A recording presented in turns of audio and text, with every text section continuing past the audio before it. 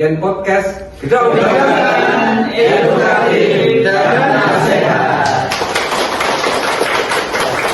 Assalamualaikum warahmatullahi wabarakatuh. Bismillahirrahmanirrahim. Wassalatu wassalamu ala rasulillah wa ala alihi wassalam wa la hawla wa la quwata illa billah ba'du. Sahabat Ken yang dirahmati Allah subhanahu wa ta'ala, selamat datang, bisa bertemu lagi di episode yang selanjutnya. Setelah beberapa hari kita sudah memberikan bagaimana rukun wudhu dan sunnah-sunnahnya wudhu. Kemudian kita sekarang memasuki sholat, memasuki part tentang sholat. Sholat adalah sesuatu yang penting yang harus dilakukan oleh semua umat Muhammad Shallallahu Alaihi Wasallam dalam kondisi apapun, harus mau melakukan sholat itu. Karena sholat adalah hakikatnya wadah amal kita. Seberapapun amal kita, sedunia pun amal kita, sebesar gunung pun amal kita, manakala tidak ada tempat untuk membawanya ke akhirat nanti juga itu sia-sia. Seberapa panjang, seberapa lama usia kita, kalau tidak sholat pun tidak ada artinya apa-apa.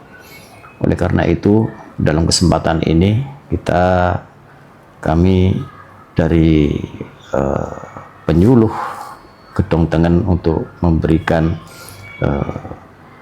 pengertian tentang sholat. Sholat adalah tiang agama. As-sholatu imaduddin.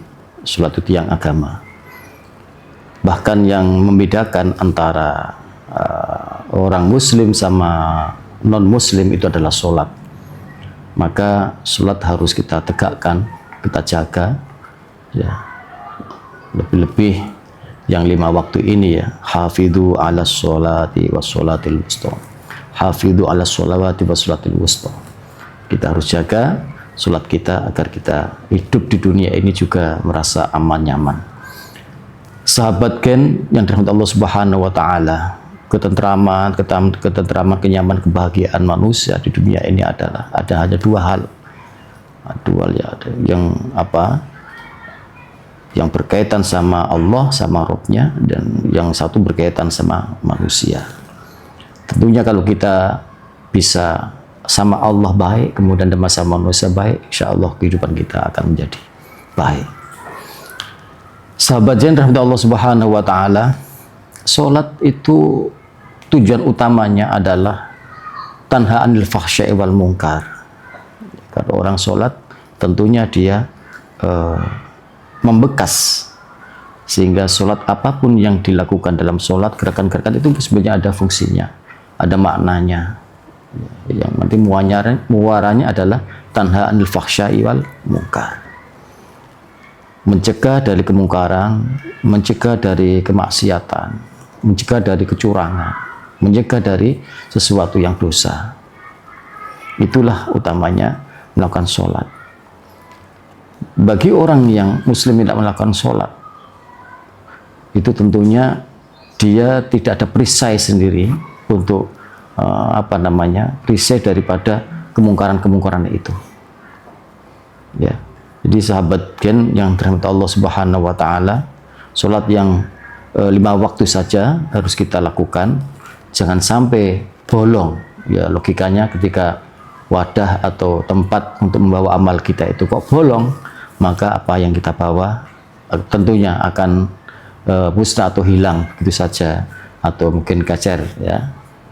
Sahabat yang dirahmati Allah Subhanahu wa taala, pentingnya sholat, maka ada kewajiban-kewajiban sebagai umat Islam, ya. Bahkan anak yang umur 7 tahun itu harus diajarkan sholat. Kemudian kalau umur 9 tahun pada balik tidak sholat harus dipukul, ya. Karena pentingnya inilah, perintah apapun yang paling yang paling istilahnya, yang gegerei istilahnya, ya, yang paling berat adalah sholat itu. Perintah puasa dan lain sebagainya itu nggak ada batasan. Tapi kalau sholat ini 7 tahun harus anak dipelajari sholat, kemudian 9 tahun kalau nggak sholat harus dipukul. Bahkan orang yang meninggalkan sholat ini juga bahaya. Rasulullah SAW ketika mau meninggal, ya, dia dipanggil Allah Subhanahu Wa Taala, itu masih ingat atau mengingatkan sholat kepada kita semua. Ummati as-sholah. Betapa pentingnya sholat ini, wahai umatku. Dan terakhir, yang besok yang akan menemani kita semua di dalam alam barzah setelah alam dunia ini, tidak lain adalah sholat. Tidak orang tua kita, tidak pacar kita, tidak suami kita, tidak istri kita, tidak orang tua, tidak ayah ibu kita, tapi sholatlah yang akan menemani kita di alam barzah. Alam barzah yang begitu lamanya, ketika kita tidak ada temannya, sangat membahayakan, sangat menakutkan. Semoga kita semua diberikan kekuatan oleh Allah Subhanahu Wa Taala bisa melakukan sholat dengan sebaik-baiknya. Tentunya nanti di part berikutnya kita akan lakukan bagaimana sih kaifiah sholat. Karena shollu kama ra'aitumuni usolli. Kata Rasul, sholatlah kalian seperti saya sholat. Tentunya ini tidak cukup kita sampaikan dengan lisan, tapi insya Allah pada kesempatan yang lain kita sampaikan dengan gerakan-gerakan sholat, sehingga sholat kita menjadi sholat yang benar-benar baik. Sekian dari kami, mohon maaf atas segala kekurangannya. Wallahul muwaffiq. Assalamualaikum warahmatullahi wabarakatuh.